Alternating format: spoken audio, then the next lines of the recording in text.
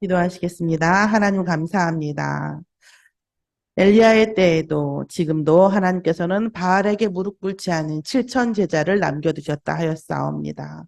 이스라엘 백성이 복음을 모르고 메시아를 모르므로 이방인이 구원받는 긍휼을 얻었고, 또한 하나님께서 예견하신 대로 예정하신 대로 구원받을 자의 수가 찼을 때에 이스라엘에게 다시 구원하실 줄 믿습니다. 하나님의 이 지혜와 모든 지식과 이 총명으로 하나님의 모든 원리, 구원의 원리로 오늘 우리가 구원받고 하나님의 주신 복음, 예수가 그리스도시며 살아계신 하나님의 아들이심을 고백하고 이 예배 속에 있음을 감사드립니다. 이 예배 안에서 그리스도의 복음이 더욱더 각인되어지고 뿌리 내려지고 체질됨으로 인하여 우리에게 오직 유일성 재창조의 능력이 우리의 인생에 그리스도의 살아계신 증거로 일어날 수 있도록 인도하여 주시옵소서. 말씀을 전하는 부족한 입술에 성령 충만함을 더해 주시옵시며 시공간을 초월하여 말씀을 전하는 자나 듣는 자나 오직 예수 그리스도의 성령으로 하나 되게 하옵시며 모든 문제와 상황에 하나님의 말씀으로 답하여 주시옵시고 성령으로 말씀을 성취하여 주시옵소서.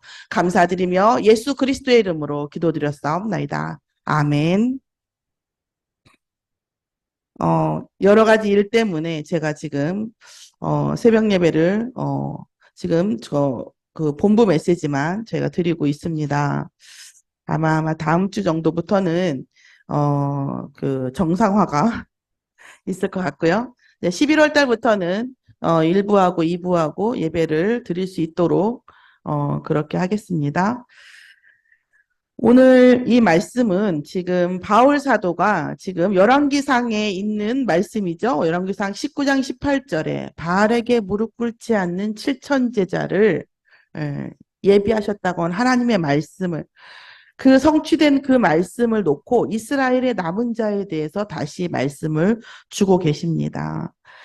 지금 제가 서론에 말씀드렸던 이 부정이라는 말씀이죠. 우리가 굽이 있는 건 부정하고 그 부정이 아니고 아버지의 정도 부정이죠. 그 부정이 아니고 not, never, no 이거 똑같은 얘기죠. 부정하는 얘기죠. 우리가 제가 늘 말씀드렸지만 하나님의 말씀 안에 우리가 은혜 안에서 부정적인 거, 냉정한 거, 비판적인 거 아무 쓸모가 없어요. 하나님 이 문제를 통해서 우리에게 어떤 계획을 주시는 겁니까? 라고 질문하는 것이 훨씬 응답이 있어요. 그런데 이제 부정하고 비판하고 냉정하면 뭐가 좋냐? 속이 좀 시원하죠, 속이. 속이 좀 시원할 뿐인데 응답은 없어요. 응답은 항상 하나님이 지금 이 시간 무엇을 계획하고 이 문제를 허락하셨는가? 이 상황, 하나님의 계획을 바라보고 말씀 속에서 답을 찾을 때, 이 응답이 있는 거지, 냉정하고 비판적이고 부정적인 거에는 응답이 없습니다. 그럼에도 불구하고 우리의 인생에 신앙생활 안에 부정해야 되는 순간이 있어요. 그 중에 몇 가지를 제가, 서론에서 말씀드렸습니다. 그 중에 하나가 뭐냐? 복음 앞에서. 정말, 여러분도 어떠셨는지 모르겠지만 하나님이 예수가 그리스도 여자의 후손 창세기 3장 15절이라는 말씀이 우리에게 진짜 어떠셨어요? 정말 캄캄한 세상에 한 줄기 빛? 저는 이렇게 생각했습니다. 제가 이제까지 살아왔던 것 중에 생각했던 모든 것 하얀 것은 검은 게 됐고 검은 것은 하얀 게 될 정도로 저는 예수가 그리스도라는 것을 깨닫는 것이 천지가 개벽한다라는 말로도 부족한 거였어요. 저한테는 그랬습니다. 학생운동도 해봤고 정치에 대한 것도 많이 얘기했고 뭐 여러 가지를 해봤지만 뭐 세상을 바뀌지 않아요. 어떤 한 사람도 바꿀 수가 없는데 하나님께서는 예수가 그리스도라는 것을 알게 하심으로 온 천지가 개벽하고 바뀌는 것을, 내 운명이 바뀌는 것을 느끼고 체감하고 증인되게 하셨습니다. 복음 앞에서는 모든 것이 부정될 수밖에 없어요. 아, 내가 맞다고 생각했던 것, 그거 꼭 맞는 것도 아니었구나. 내가 문제라고 생각했던 것, 꼭 그거 문제도 아니었구나. 내가 저주라고 생각했던 것, 내가 원수라고 생각했던 그 사람, 꼭 그런 것도 아니었구나. 이 오는 거예요. 그래서 제가 1차 합숙 가가지고 예수가 그리스도라는 걸 진짜 은혜로 깨닫고 나서 제일 먼저 한 일이 뭐냐? 저의 인생의 완전한 숙제, 저희 친정아버님한테 가서 다락방을 시작했어요. 6개월 다락방 하시고 전기 사고로 돌아가셨죠. 그런데 제가 언제 말씀드렸지만 전기 사고로 돌아가셨다는 것을 장례식장에서 믿어주질 않더라고요. 그렇게 흉하대요. 전기 사고로 감전사 2만 볼트가 흘렀으니까. 근데 얼굴이 금방 웃을 것 같은 그런 얼굴로 돌아가셨거든요. 그래서 저는 믿는 사람들은 다 느꼈죠. 아, 천사가 왔었구나. 죽는 그 순간, 죽을 때는 고통스러웠겠지만 죽는 그 순간 그 영혼을 천사가 데리러 왔구나. 이걸 느낄 정도예요. 그래, 모든 것이 부정되더라니까요. 아버지가 나를 그렇게 고생시키려고 한 것이 아니라 운명에 의해서 창세기 3장에 묶여서 살다 보니까 그렇게 된 거구나. 이게 이해가 되더라고요. 그러고 나서 복음을 누리다 보니까 베트남전에 고엽제 문제가 드러나고 외상후 스트레스라는 말이 나오고 정신병이었구나. 이게 오는 거예요. 오늘 복음 앞에서 부정이 되지 않는다? 나 옛날에 이게 좋았어. 나 이거 괜찮았어라. 그럴 수도 있어요. 괜찮은 것도 있겠죠. 그러나 내 인생이 부정되지 않는 복음은 좀 저는 그렇다.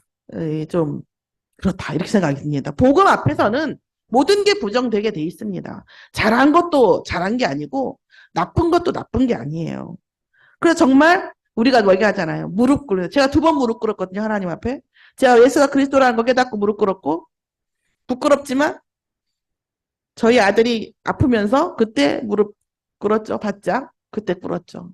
그래서 예수가 그리스도라는 거 앞에서 무릎 꿇을 때는 복음 앞에서 구원받는 무릎 꿇음이었고 우리 아들이 아파서 무릎 꿇었을 때는 하나님 뭐든지 하나님이 사명 주시면 제가 가겠습니다. 가라면 가고 서라면 서겠습니다.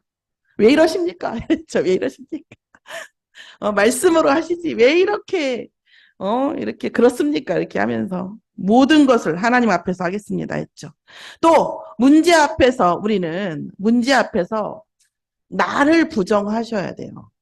문제 앞에서 문제가 억울함을 부정하셔야 돼요. 문제가 오는 당연성이 발견되어야 돼요. 문제 앞에서 나의 감정 이런 것들은요. 내가 잘한 거 아무 의미가 없어요. 문제는 물론 욥기서에 나와 있지만 나의 못던 통도에 의해서 사단이 하나님 앞에 참소하고 하나님이 허락하셨기 때문에 문제가 오는 거예요. 하나님께서 인정하시지 않으면 허락하시지 참새 한 마리 하늘에 떨어지지 않잖아요. 그러면 이 문제도 하나님이 잠깐 조셔가지고 잠깐 직무유기하셔가지고 태만해가지고 이 문제가 내게 온 게 아니거든요. 하나님이 사단의 참소에 의해서 하나님께서 허락하신 문제거든요. 그럼 이 문제 앞에서 사단이 무엇을 놓고 나에게 참소했는지 그때 한번 다시 뭐예요? 나의 상황, 나의 감정 모든 걸 부정해야 될 때입니다. 다시 한번 3번째 전도 현장 앞에 생명구원 앞에서 모든 것을 부정하고 생명을 구원하는 것이 최우선이 되어야 돼요. 생명구원 예수가 그리스도라는 것을 전달하는 것이 우리의 인생에 제가 지난번에 이제 우리 식사하고 집에 가는데 저는 핸드폰은 이제 뭐 찬양 왔다 섞여서 들어오를 때 우리 그 다락방 찬양이죠. 복음 증거하지 않으면 내가 살 이유 없다. 생명 구원 아니면 우리가 살아야 할 이유 없다. 이 가사 아시죠? 갑자기 노래를 하긴 어렵고 그 찬양이 오는데 너무 가슴이 먹먹한 하나님. 그렇죠. 우리의 인생 저 생명 구원하는 데 써주세요. 그 나머지는 뭡니까? 준비운동이 준비운동. 그쵸? 전도 현장 앞에서 그 생명 구원하는 것 외에 모든 것은 어떻게 돼요? 부정되어야 된다는 것입니다. 오늘 엘리야가 자신의 어디요? 열왕기상에서 19장에서 엘리야가 부정하고 싶었죠. 그 심정도 이해가 돼요. 우리 같으면 안 그러겠습니까? 거짓 제사장들하고 뭐라고 해야 돼요? 갑자기 뭐라고 해야죠? 누가 진짜 신인가에 대해서 내기를 했잖아요. 이겼잖아요. 이겼는데 어떻게 해요? 승복하지 아니하고 이세벨이 내가 엘리야를 죽이지 않으면 내가 밥도 안 먹겠다고서 결사대가 또 따라오잖아요. 500명의 거짓 선지자들에게 그저 죽음을 주고 자기가 이제 하나님이 살아계신 하나님이신 것을 증명했다 생각했고 아하방이 정신을 좀 차릴 줄 알았는데 차리긴 웬걸. 더 결사대가 와서. 그러니까 이제 그 로뎀나무 아래에서 엘리야가 그러잖아요. 아시다시피 이제는 모든 것이 좋카오니 내 목숨 데려가십시오. 자, 이 목사님 뭐라고 얘기하셨습니까? 우리 본부 메시지에서. 하나님은 엘리야는 모든 게 끝났고 모든 걸 다 했고 이제 끝이다라고 생각했을 때 하나님은 이 뭐 했다는 거죠? 시작조차도 하지 않았다는 거죠. 엘리야가 하나님 모든 게 좋카오니 나를 데려가소서 할 그 고백이 하나님이 일을 시작하시는 시작점이라는 거죠. 자, 그 말씀을 놓고 이스라엘의 남은 자라는 말을 또 남은 자를 놓고 바울이 얘기를 합니다. 이스라엘의 남은 자가 어떤 것입니까? 이스라엘이 다 넘어졌어요. 뭘 넘어져요? 메시아 사상이 자기의 민족에 대한 어떤 그 서욕, 자기의 민족에 대한 입신양명, 그리고 자기의 민족이 세상을 정복하고 다스리고 막 이렇게 생각을 하고 있단 말이에요. 하나님은 누군가를 통해서 우리를 통해서 세상을 살리시듯이 어떤 민족을 통해서 하나님이 살아계신 것에 대한 메시아에 대한 언약에 대한 예표를 주셔야 되는데 그렇게 선택받은 것이 이스라엘 백성이잖아요. 근데 그게 뭐예요? 전달하라고 하는 것이지 자기들만 가지고 있으라는 게 아니거든요. 근데 계속 눈에 보이는 걸로 해석하고 율법도 눈에 보이는 걸로 해석하고 인간이 어떻게 율법을 지킵니까? 율법을 지킬 수 없다. 그렇기 때문에 우리에게 그리스도가 필요하다. 이런 뜻으로 율법을 주신 거잖아요.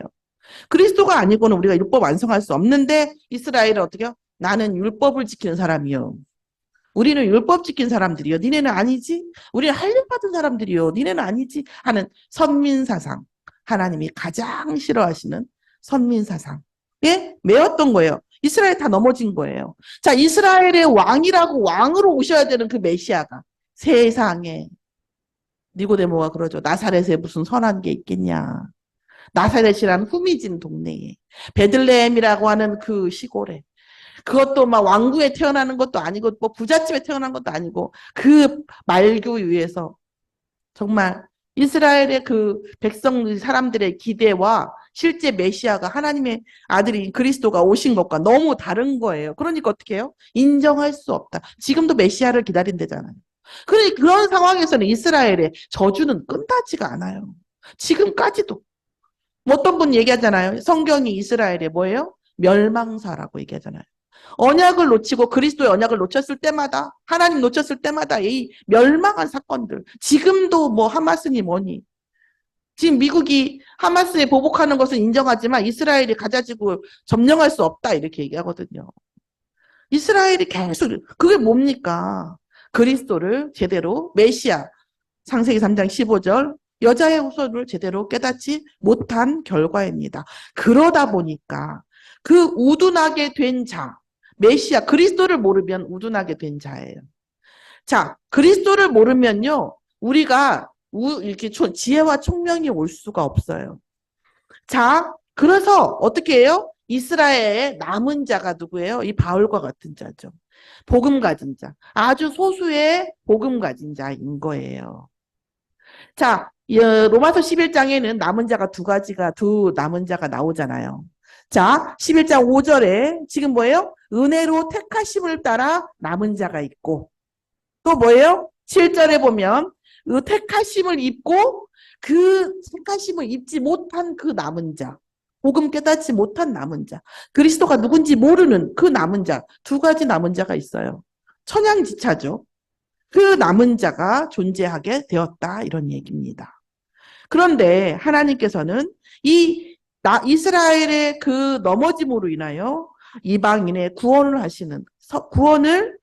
실행하시는 하나님의 구원의 원리가 성취된 거죠. 그래서 뭐라고 합니까? 돌 감람나무로 태어난 이방인 너희가 참 감람나무의 접붙임을 받아서 구원에 이르렀다는 거죠. 자, 그래서 하나님의 인자하심은 누굽니까? 이방인이든 누구든 간에 예수가 그리스도시며 살아계신 하나님의 아들이심을 믿고 고백하는 자, 요한복음 1장 12절의 말씀처럼 영접하는 자, 그 이름을 믿고 고백하는 자는 뭐예요? 하나님의 자녀가 되는 뭘 줬어요? 권세를 주셨어요. 권세. 왜 권세입니까? 신분만 있는 게 아니라 권세가 있어. 어떤 권세요? 사단을 그 이름으로 꺾을 권세. 그 권세를 주신 거예요. 자, 그것이 뭐예요? 하나님의 인자하심입니다. 누구라도 예수가 그리스도라는 것을 믿고 영접하면 하나님의 자녀가 되는 권세를 주시는데 하나님의 준엄하심은 뭡니까? 이스라엘 백성일지라도 선택받은 이스라엘 백성일지라도 예수가 그리스도인 것을 알지 못하고 영접하지 못하면 뭐한다? 천햄을 받는다는, 꺾임을 받는다는 거예요. 이게 뭐예요? 하나님의 준엄하심이라는 거죠. 이스라엘의 구원은 어떻게 합니까? 언제 이루어집니까? 그러나 끝까지 그렇게 되지는 않을 것이다. 이방인의 수가 찰 때까지 있다가 이방인의 수가 차면 이방인의 수많은 이방인들이 예수가 그리스도이심을 믿고 하나님께서 증거 주시는 걸 본 이스라엘 백성들 중에 인정하는 자가 생길 거라는 거죠. 아, 예수가 그리스도구나. 그래서 뭐예요? 충만한 수가 찰 때까지 이방인의 경유를 계속되고 그때에 뭐예요? 이스라엘의 회심이 일어날 것이다라는 얘기죠. 오늘 이 말씀을 보면서 우리가 계속 바울 사도가 말하는 건 뭐냐면 자랑하지 말라. 자랑하지 말라. 우리가 이스라엘 백성이기 때문에 구원받는 것도 아니고 율법을 지켜서 구원받는 것도 아니고 행위를 지켜 구원받는 게 아니라 하나님의 긍휼에 의해서 하나님의 은혜로. 그래서 우리가 구원받은 하나님의 자녀가 가장 많이 해야 되는 게 뭐냐면 오늘 기도 수업에 또 메시지에 나왔죠. 뭐예요? 포도주 사건이잖아요. 예수님의 공생애 처음. 왜 물이 포도주가 됐어요? 아무리 VIP라도 아무리 귀빈이라도 손님일 때는 역사가 일어나지 않아요. 예수님이 손님일 때는 역사가 일어나지 않았어요. 그런데 뭐예요? 예수님이 주인 되어졌을 때 하인들에게 주인의 말로 복종해라. 하라는 대로 해라. 했을 때 포도주가 물이 된 거예요. 그럼 우리가 어떻게 해요? 예수님이 우리의 주인 되었을 때에 우리의 모든 운명과 우리의 모든 영적 배경이 바뀌는 거죠. 자, 이것은 그럼 우리의 구원받은 우리가 살아가는 것에 대한 뭐예요? 계속 신앙생활이라는 게 뭡니까? 신앙생활이라는 것이. 예배가 뭔지 말씀을 드렸잖아요. 우리는 예수 그리스도 영접할 때 이미 의인이라 칭함을 받았어요. 그런데 우리는 의인이 아니에요. 영적으로도 의인인데 의인이 될 수 있고 영적으로는 의인인데 실제 이 광야 같은 이 세상 속에는 의인이 아니거든요. 예배 안에서 찬양과 말씀과 우리가 기도가 하나님과 언약을 만났을 때에 우리가 점점 뭐예요? 성화되어 나가는 거죠. 견인을 받는 거거든요. 자, 그런데 그러면 신앙생활이 뭡니까? 예배로 드리러 오는 게 신앙생활입니까? 그러면은 예배 안 드리는 집에서는 신앙생활이 안 됩니까? 아니거든요. 우리의 인생의 모든 주권을 뭐예요? 그리스도에게 넘기는 겁니다. 그리스도께서 우리의 인생의 모든 주권, 판단권, 재판권, 결정권, 모든 의사권을 뭐예요? 그리스도에게 드리는 것이에요. 이게 우리의 신앙생활입니다. 자, 그래서 바울이 말하는 것은 계속 그 얘기를 하는 겁니다. 우리는 뭐예요? 은혜로. 우리의 신앙생활, 우리의 인생은 뭐예요? 예수 그리스도가 주인 되어졌을 때 하나님께서 우리의 인생을 어떻게 역사하셨는가가 우리의 경험치가 되어지고 이것이 천국에 가서 영원한 하나님의 나라에 갔을 때 우리의 면류관이 되어지고 또 영원토록 하나님께 응답받고 하나님과 함께하는 것에 대한 모티브가 되어지는 거예요. 그래서 모든 구원받은 자의 하나님이시지만 나만의 또 하나님. 그래서 뭐예요? 그게 믿음의 객관성과 주관성이거든요. 모든 구원받은 자의 하나님이신데 또 나만의 하나님이 있어요. 내 인생, 나의 문제, 나의 사건 속에서 역사하셨던 그 하나님이 있으시거든요. 그리스도가 주인 되어졌을 때 그 하나님이 역사하시는 줄 믿습니다. 그래서 우리는 뭐예요? 이 신앙생활을 통해서 우리가 사실 그래요. 우리가 불신자를 바라볼 때 또 혹은 초신자를 바라볼 때 우리 자녀를 바라볼 때에 이 또 이런 마음이 있어요. 또 우리가 원수를 바라볼 때 우리 인생과 꼬인 사람들 있잖아요. 저도 요즘 꼬였어요. 공적인 이런 자리에 나가면 저도 이게 사람에 대한 호불호가 좀 한건사님 아시죠? 분명하잖아 내가. 호불호가 분명해요. 호불호가 분명해서 아닌 분들하고 이렇게 어울리는 것이 어려운데, 야, 하나님 계속 아닌 분들하고 어울리게 하시네. 그래서 다음 주에 또, 덕평 또 가야 되게 생겼어. 여교육자, 여교육자 그 훈련이 있는데, 전국 여교육자 모임에서 순천 뭐 어떤 담당하라고 그래가지고, 어쨌든 여교육자 가야 될 것 같아요. 근데 전화하신 그분도 내 스타일이 아니거든요. 근데 하나님께서 뭐예요? 근데 전화하면서 있잖아요. 계속 제 마음은 별로 땡기지가 않는데 하나님께 내가 질문을 했어요. 하나님, 지금이 이때입니까? 하나님, 저의 생각과 저의 호불호가 아니라 하나님께서 주시는 시간표 속에서 나의 감정과 상관없이 내가 그 언약 속에, 시간표 속에 들어가야 됩니까? 순종해야 됩니까? 저는 순종은 어떤 사람한테 순종하냐? 순종할 만한 사람한테만 순종하고 싶거든요, 솔직히. 근데 순종할 만한 사람이 아니거든요. 근데 하나님 뭐라고요? 그래도 순종해라. 하시는 거예요. 마음에 들지 않았어요. 그런데, 하나님의 음성과 하나님의, 시간표가 보여서 그냥 순종을 하기로 했습니다. 오늘 우리가 사건과 모든 것을 내 기준으로, 내 판단으로 볼 수는 없어요. 자, 그러면 내 기준으로 안 보고 내 지식으로 경험치로 안 봐가지고 문제가 생기면 어떡합니까? 우리가 진짜 하나님의 능력에 임했다고 하면, 의존했다면 하나님이 해결하십니다. 오히려 문제가 생겼을 때가 응답받을 기회가 더 있습니다. 돈을 버는 사람들이 그래요? 뭐가 있어야죠? 문제가 생겨야 된대요. 세상이 뒤집어져야 된대요. 불경기가 와야 된대요. 그래야 돈을 번대요. 경기가 계속 좋으면 이게 멤버 체인지가 안 된대요. 체인지가. 그래서 불경기가 오고 나라에 문제가 생기고 하면 그때 뭐예요? 틈이 생기고 돈 버는 기회가 생긴다 하더라고요. 우리에게 문제가 오고 사건이 왔을 때에 하나님의 능력에 의지하는 거죠.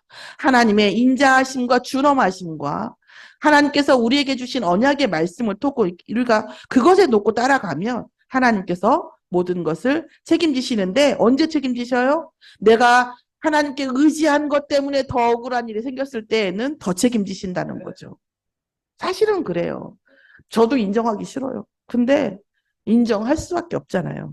인정할 수밖에. 감정적으로는 저도 하고 싶지 않은데 인정할 수밖에 없는 거예요.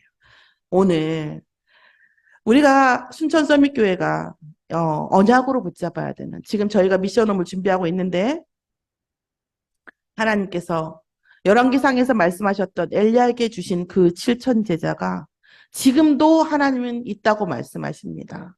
우리에게 하나님께서 분명히 왜 삼성을 이건희한테 맡겼어요? 복음 가진 사람한테 안 주고? 아직 준비된 자가 없기 때문에. 세상을 유지해야 되고 세상을 업그레이드 시켜야 되는데 불신자가 더 준비되어 있으니까 그런 거거든요. 그럼 하나님께서 우리에게 준비되어져 있을 때에 하나님 반드시 보내주실 거라고 믿습니다. 오늘 어떤 분하고 통화하는데 대체 우리는 언제 제자가 오는 겁니까? 준비됐을 때 오겠죠. 영적으로 육적으로. 하나님 분명히 바알에게 무릎 꿇지 않는, 세상에게 무릎 꿇지 않는, 물질에 막 매여 살지 않는, 육신적인 거에 절절 매지 않는, 바알에게 무릎 꿇지 않은 7천 제자, 영적인 답, 그리스도가 모든 것, 모든 문제 해결자시고 그리스도 안에 모든 것이 다 있다라는 것을 깨달을 제자들을 하나님이 예비하신 줄 믿습니다. 그 전에 우리가 어떤 그릇을 준비합니까? 하나님이 주시는 부요, 하나님의 지혜. 하나님은 천지가 다 하나님 것이에요. 그렇죠? 그리고 하나님이 이 세상을 뭐예요? 운영하시는 이 지혜. 그리고 뭐예요? 하나님의 지식이 뭡니까? 우리의 모든 지식에 의해서 우리가 뭐예요? 맡은 바 역할을 수행하게 하시는 하나님의 지혜와 지식. 이것이 뭐예요? 어떤 사람에게 역사합니까? 주의 마음을 아는 자입니다. 그래서 주의 모사가 되어 갚으시는 게 아니라 주가 우리들의 모사가 되셔서 우리의 인생에 우리가 하나님의 부요에 의지하고 하나님의 지혜에 의지하고 하나님의 지식에 의지했을 때에 하나님께서 우리의 모사가 되어서 우리의 인생에 반드시 갚아주실 겁니다. 심지어 우리 유주도 하나님께서 갚아주실 것이 있어요. 우리의 인생들에게 하나님께서는 분명히 갚아주시기 위해서 예비하신 것이 있습니다. 또 그 중에 하나가 우리 교회에는 바알에게 무릎 꿇지 않은 칠천제자를 보내주시라고 하는 미션홈에 대한 언약입니다. 우리의 인생이 무엇 때문에 우리가 하나님의 부요와 지혜와 지식이 필요합니까? 잘 살려고요? 잘 먹으려고요? 아니죠. 생명을 살리기 위해서. 예수 그리스도를 통해서 그리스도의 이름으로 생명 살리고 또 예수가 그리스도라고 하는 모든 문제의 만왕의 왕이시고 선지자시고 참 제사장이신 이 그리스도를 이 복음이 변질되지 않고 후대에게 전달되어지는 시스템 속에 있도록 하시기 위해서 하나님의 부요와 지혜와 지식이 필요한 줄 믿습니다. 이 은혜가 우리에게 임하고 이 은혜를 통해서 하나님께서 우리에게 지혜를 주시고 모사가 되어 주셔서 우리 인생의 모든 것을 갚아주시는 은혜 속에 있기를 예수의 이름으로 축원합니다. 기도하겠습니다. 하나님, 언약적으로 엘리사에게 주신 바알에게 무릎 꿇지 않는 칠천제자를 그때도 주신다고 하셨고 지금도 있다고 하신 줄 믿습니다. 순천 서밋교회가 생명을 살리는 데에 후대를 살리는 데에 모든 것을 걸 수 있는 은혜를 허락하여 주시옵시며 그럴 때에 하나님께서 반드시 하나님의 부요와 지혜와 지식을 주시고 우리 인생의 모사가 되어 주어서 모든 것을 갚게 하시고 증인되게 하시고 증거를 반드시 주실 줄 믿습니다. 이 시간 온전히 하나님이 주시는 것을 누릴 수 있는 영적 그릇을 먼저 허락하여 주시옵소서. 오직 예수가 그리스도시며 살아계신 하나님의 아들이심을 믿고 고백하는 이 밤 하나님께서 오직 성령으로 충만하게 하옵소서. 감사드리며 예수 그리스도의 이름으로 기도드렸사옵나이다. 아멘.